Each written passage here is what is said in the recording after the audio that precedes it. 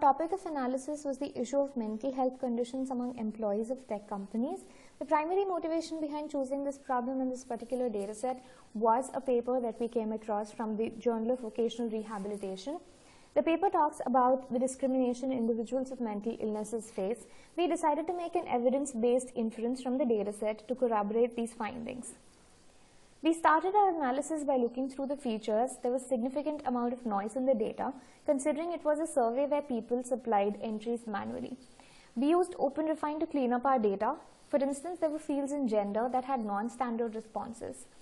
The first observation we made was regarding the age. We see that our respondents mainly fall into the age group of 25 to 35 years. This is not surprising considering the nature of the industry. Next, we wanted to check if there were specific states in the United States where the occurrences of mental illnesses were higher. We found that Washington and California had the highest numbers, and this again does not come as a surprise since these are the two areas that house the majority of tech companies. Some of the questions we intended to seek answers to were, is there a gender gap in the number of people wanting to seek treatment? Turns out, even among the small number of females who took the survey, there were only a small number of them who sought treatment.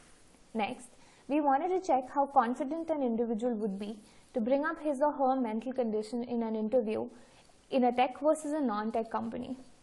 Even though the number of people who responded with a no was higher in both the cases, the numbers are significantly higher in tech companies. Once we did identify this taboo around being open about one's mental illness, we wanted to check if the standard measures that companies take actually help respondents. To our surprise, there was almost no difference between companies that offered a wellness program and those that didn't when it came to people's confidence in talking about a mental health issue in an interview.